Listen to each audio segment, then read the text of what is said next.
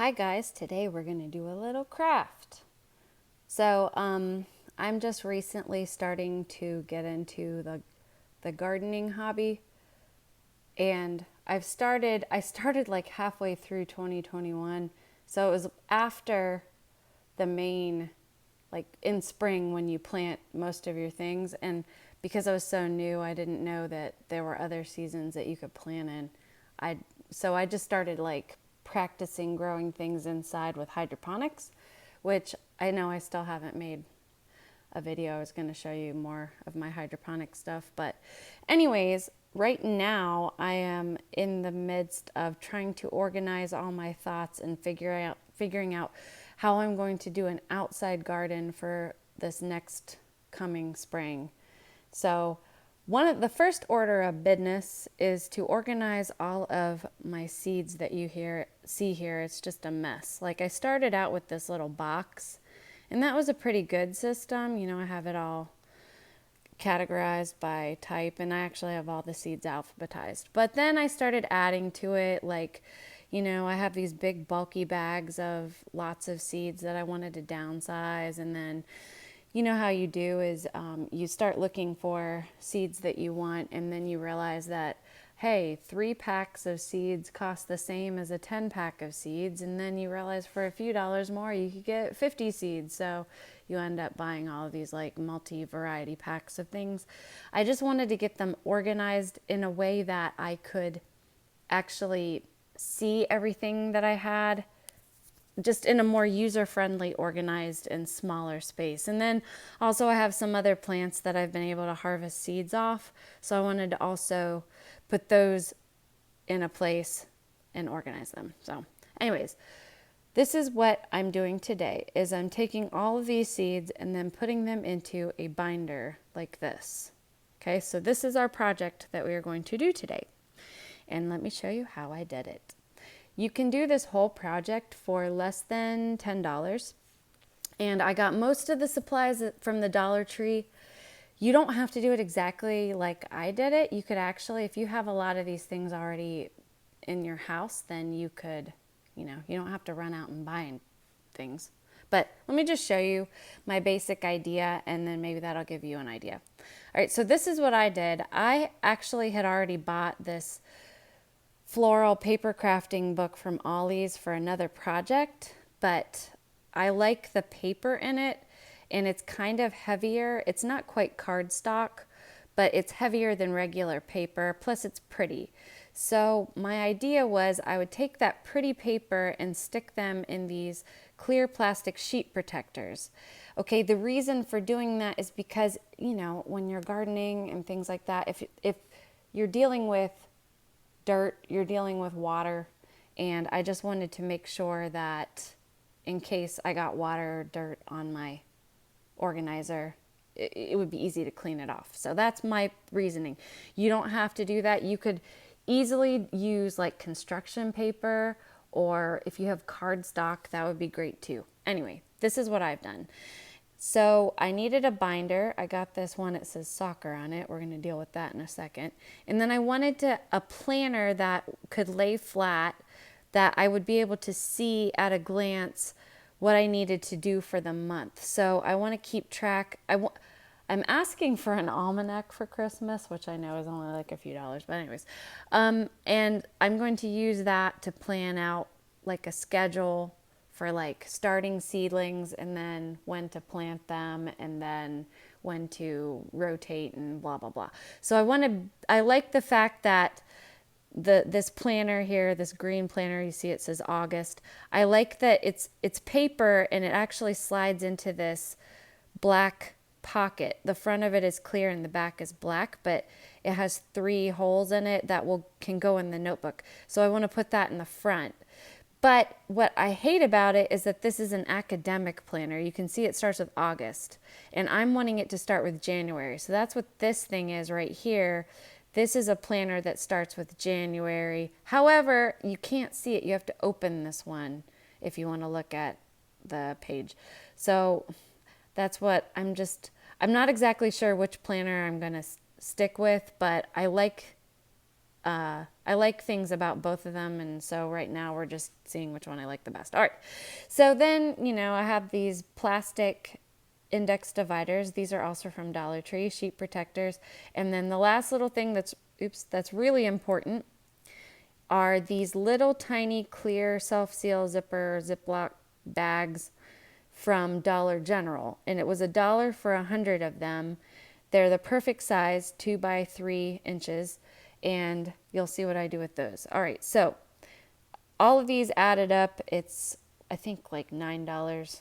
So very affordable, and I ended up not even using 2 packs of these sheet protectors. So you could do it for you could make this whole thing with stuff that you have already for like maybe $5. You just would need to buy a planner and these little tiny baggies and maybe the dividers and whatever. Anyways, that's what I'm using. So the first order of business is I'm not big on the soccer. If you're familiar with Dollar Tree binders, they're really flimsy, and this was the strongest one. So I was like, I like the grass stuff, the little green grassy looking stuff on it. So I wanted to cover up the word soccer. So I had this glitter. It's sticky on one side. It's glitter paper. This is also from Dollar Tree.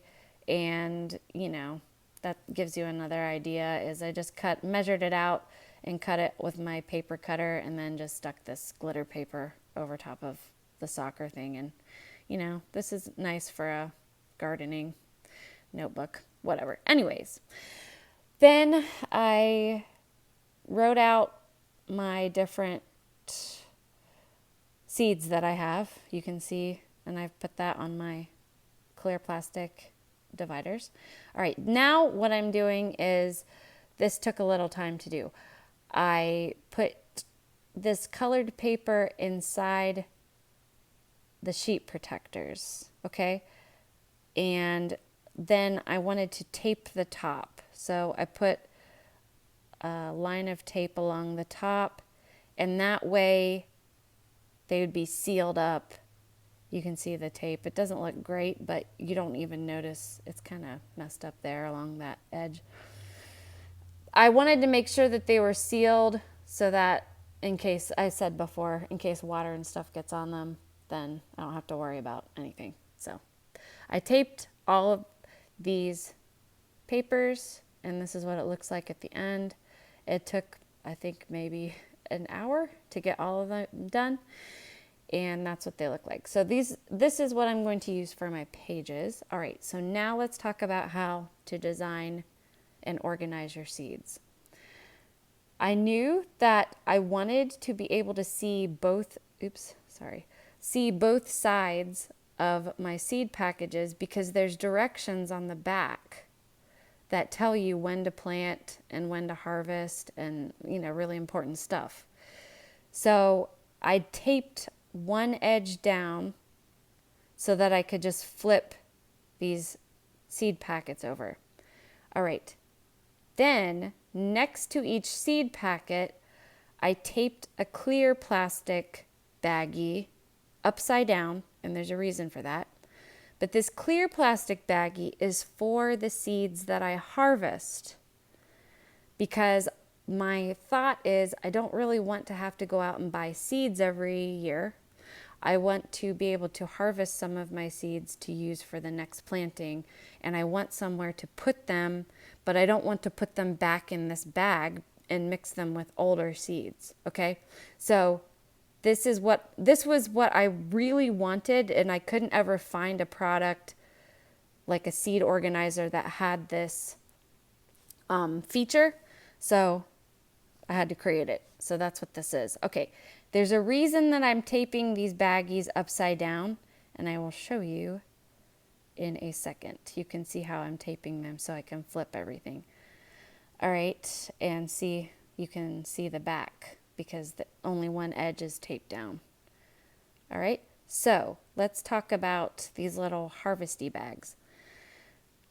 My reasoning for taping them upside down is so that I can open them and more easily get to the seeds. They can just fall into my hand. Now you have to be careful when you're doing this that you be sure to zip the baggie back up, or else you're going to make a huge mess. But I wanted all the baggies that when the organizer is standing up on its edge, then all these bags lay flat. So I'm taping them upside down like this so that they will lay flat, but also I'll be able to get the seeds out more easily. Okay, so I hope that makes sense. And then I'm writing down the year that they were harvested just so that I can keep it all straight and I know where my youngest seeds are. All right, so I did that with all of my seeds and I alternated the seeds. You can see I have my seed pack here and then I put the next seed pack in the next corner. And that way, because seeds are very, very bulky, that way I'm able to disperse the bulk throughout the book more easily. Okay, so I hope that makes sense. I'll show you, I actually have a little video later on. I did discover that it's helpful if you tape this right hand edge of both of these packets down so that you can turn the page and the seed packets will lay flat against the page. Okay, so this is the whole thing finished and it took, I don't know, it took me about 2 hours to get this whole thing together. But, you know, I have like something like close to 200 different seed types. And so this is a lot of seeds right here. I realized that I need a bigger binder, but anyways, that's that. All right, so here's a video to show you at least an idea. Here's that's the one January through December planner, and you can see what it looks like. Then here's that academic planner. I like how you can look through and see, and you don't have to turn any pages. You can just see it at a glance. All right, so here's what the whole thing looks like. Beans, I'm starting with beans here. Watch, when I lift the page up, notice that the seed packets lay down. So that means you have to tape that edge. Now see that packet right there is taped on the wrong edge. All right, so watch, I'm flipping these pages and the seed packets are all going to lay down flat. But I can see everything at a glance that I need to see, and it's really easy to get to the seed that I need because I have them categorized. Now we're getting into the greens and everything is alphabetized. Okay, so it's going to be really easy for me to just go and find a seed and then be able to read the directions on the back of each seed packet. All right, so it's almost like I have a little library there of seeds. I like how it turned out. All right, and then here's some still photo here's a still photo that you can see of what the pages look like. All right, I actually ended up changing for the last binder was a 1-inch binder. This is a 1.5-inch binder. I probably actually need a 2-inch binder, but we'll cross that bridge whenever I can find a 2-inch binder that I like. For now, this is working and it's very organized and I don't think it looks too terrible. It's a lot better than that mess that I started with. And I like how I'm able to see everything at a glance and get to my seeds really easily. And so, yeah. All right. Thank you for, one last little thing.